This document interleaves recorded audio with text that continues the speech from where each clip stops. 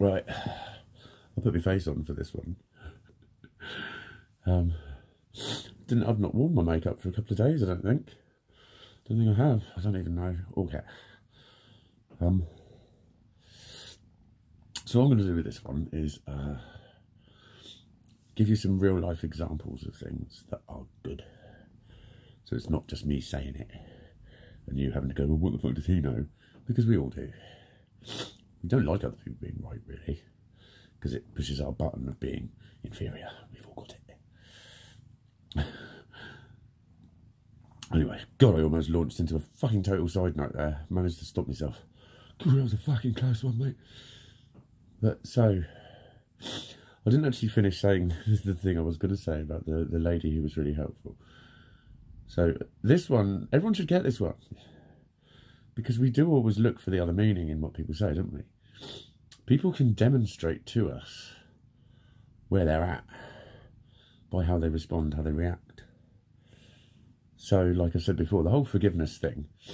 Forgiving others, I'll say it again, that's the end of the fucking process. That's when the healing's happened. You're able to do that, and it's really freeing. It's not the cause of the healing.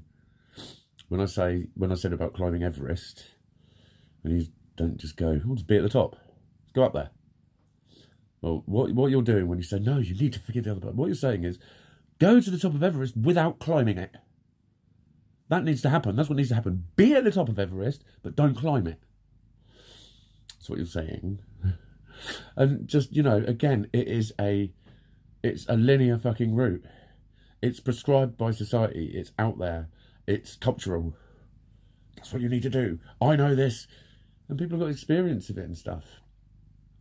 Again, yeah, it can work as a medicine, as it were. Sometimes. But it shouldn't be the only thing in your fucking toolkit. And remember, you're not there to mend them. You're not there to fix them. You have no responsibility for that. But what this woman said was... no, actually, I'll finish on the forgiveness thing. When you start talking about if someone's been abused, and they're talking about the things that happened, what they're trying to tell you is, look at the severity of what happened, and look at the damage that's caused me. Look at the pain that I'm in now. But society reinterprets that as, oh, you're blaming. I know what blaming is. Blaming's bad because I've been told by some fucking twat who'd done 10 weeks at Redlands. No.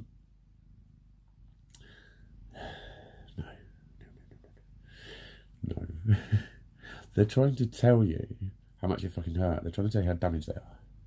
That's the bit you need to be listening to. But when you start going, it must be subconscious though, what they're doing. And you go like this, and you're up here thinking. What you demonstrate to that person is you're not listening to them, you're having your own thought form. You're analysing it with your own dialogue, and your head is with the other person. At this point, I now like to say, I have said this to people, I go, I'm not being funny, mate, do you want to go and talk to them?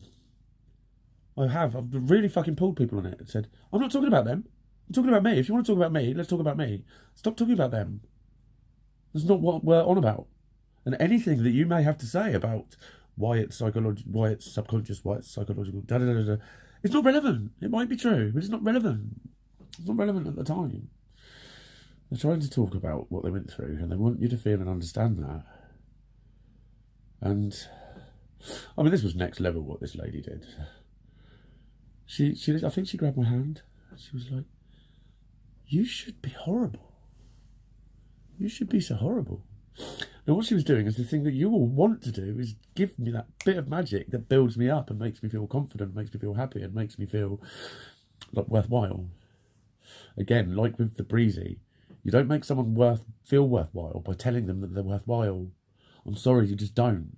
They don't feel worthwhile, and you go, but you're so worthwhile. All you're doing is showing them a different reality that they can't understand. They think, what the fuck? It's really unhelpful. I know why you're doing it. You're trying to build them up. It's the wrong way of going about it, mate. It doesn't work. It doesn't work. People feel worthwhile when they're made to feel worthwhile by the things that are happening around them. Not just when they're told it. Try telling someone who's been single for 3 years that they're really attractive. They'll only feel attractive when someone's attracted to them. So don't tell them that they're attractive and that there's no reason no one would. It doesn't work. It just confuses them. Because it makes you think, right, so, well, okay, so it's nothing to do with if I'm attractive or not. I must just be a prick. It's really unhelpful. Because, again, what you're doing is you're trying to fix them and you're trying to build them up. Do you know how she built me up? She said, you should be horrible. Now, let's take a step back from where her head was at. Yes, she was doing her own thinking while I was talking. We all do. But she was really empathising. And she sympathised as well. And whoever tells you that sympathy is wrong is wrong. I fucking guarantee it. Sympathy's fine. Sympathy is fucking fine. For you to do, if you're their friend, give them fucking sympathy. Give them fucking cuddles. Give them fucking support. Abso-fucking-lutely. Let them live their truth. What she had done was she had gone, again, she had put herself maybe in the picture, or she'd be looking at me thinking, God, he's been through this, he's been through that, and this was made to feel like that, and that was made to feel like this. Why isn't he so angry? Why isn't he so horrible to people? And she said, but you're so lovely, you shouldn't be that way. She was speaking fucking volumes. Right? But she showed me that the whole time that she'd been thinking, she'd been involved in my story. So she's next level, mate. She really is. I did tell her at the time. I'm going to tell her again. I don't see her that often. But I'm gonna tell her how helpful that was. You never know, she might watch these. But I am going to tell her. Because that is fucking next level shit. That's the stuff that's difficult to do. When I thank her for it, I almost guarantee she'll go, what? There's nothing. Because to her, she's natural. She's a natural empath. And a sympath. Because she made me feel nurtured. She made me feel cared about. She didn't just say, I care about you. I care about you negates the breezy. You don't show someone that you care about them by telling them that you care about them. You do it by your actions. You do it. That was an action of sorts that showed so much about how she totally believed every fucking word I'd said. She didn't question or challenge anything. She made me feel so utterly heard. And she shared my pain, basically, without taking it on. She's a very skillful lady. So that was one. Here's another one. A girl I know. She's someone that I had one of my tantrums with, actually. And I felt really terrible about myself. And when she asks if I'm all right, I know that there's a, are you really all right? Because we know that about each other. But there was one night I was like, mate, I don't know. I think it might have been one of my first schizoid nights. I don't fucking know. And she does the coats in this club. And there's a little chair. She's got like the hats and the coats. There's a little chair there where you can't really be seen unless someone's right on one side of the hatch. And she said, look, that chair's there. If it all boils over, gets too much, just open that. I'm in here. Just sit down there, we can chat or whatever. Fucking gold. Fucking gold, mate. Because I said to her, do you know what? That probably means now I don't need to.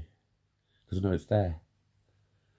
If you've got that backup that you know is there, a lot of the time you don't reach for it. That's why I've always answered the phone when I say to people, you can phone me at midnight or fucking 3 in the morning if you want to, and I've always answered. Because now I know that they know that I will answer. And they'll probably never need to ring me. It's really effective. It's really effective. So that's how to fucking listen. That's how to listen. But again, she was, like I said, she was next level. Whoa, all right. He went from 0 to fucking nasty. All right, Gizzy. Giz. He rolled on his back. All right, mate. He's got his paws on me. Okay. Wow. He was literally purring. Right, mate? Yeah. Ooh, that's thrown me off my vibe. What else was I going to say?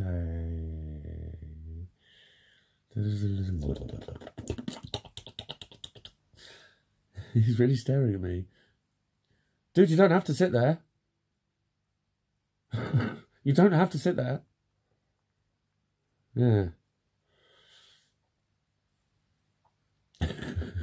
having a little moment, me and Giz, right now. It's not good. Don't like it when you fucking spit at me.